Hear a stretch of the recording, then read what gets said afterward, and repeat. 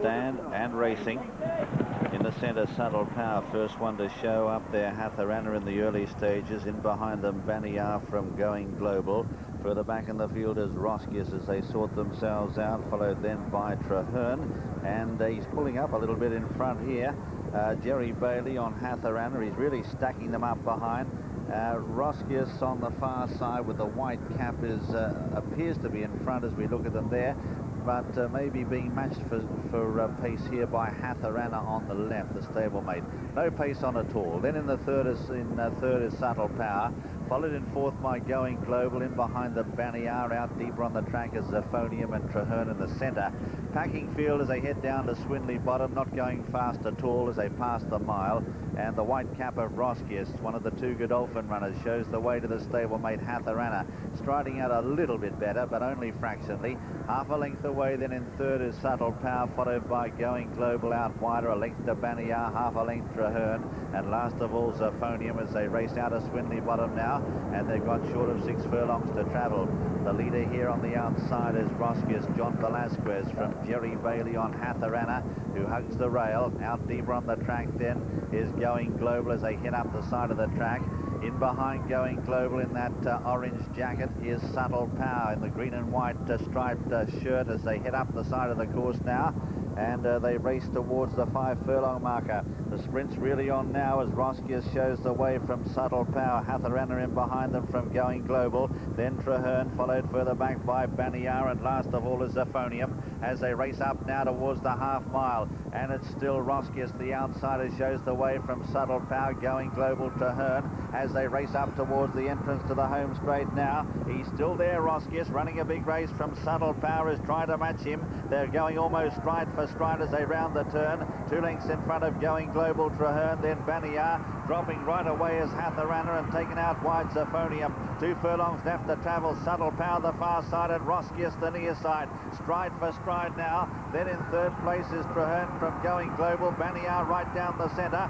Inside the final furlong, Subtle Power the far side edges into the lead now. Fighting back is Roscius, followed by Traherne and Zafonium. But it's Subtle Power for Henry Cecil. On the far side is about 2, now 3 lengths in front.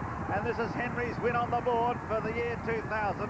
Subtle Power gets there. Zafonium is second. Third then is Roscius, followed by Traherne, Baniyar, behind them Going Global. And Hatharana is last of the 7 runners. The winner is number 5, Subtle Power, owned by the Thoroughbred Corporation, trained by Henry Cecil, and ridden by Richard Quinn. There he is getting the money by a good 3 lengths. From Zafonium in second, then Roscius, who ran a great race, in third, Traherne in fourth, then in fifth is Baniyar, 2 lengths away behind them Going Global, again disappointing today, and a long gap then to Hatharana, who was the last to finish. Look, we're still looking for Hatharana, the horse who ran so well in the Derby. Almost tailed off, you'd have to say, this Godolphin runner in the King Edward VII Stakes.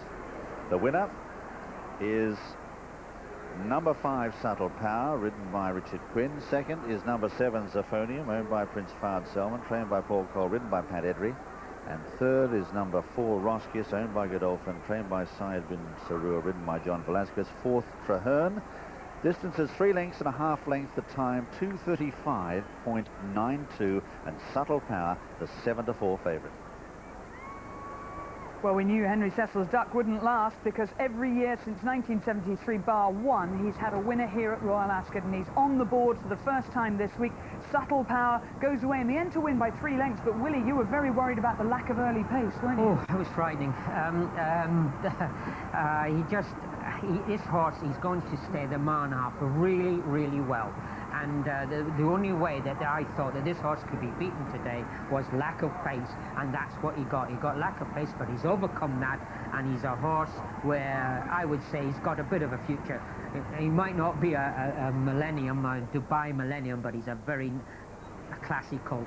You got a very good view there from the wire cam of how fast Zafonium was finishing on his first start of the whole year, and he finished second for Paul Cole, a horse definitely to look at in the future.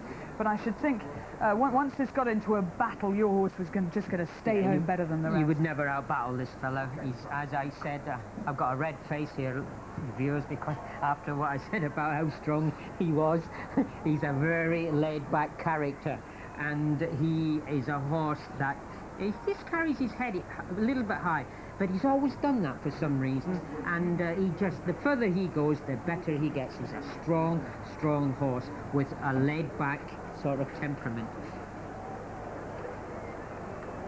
Second winner of the week for Richard Quinn, but the first for Henry Cecil.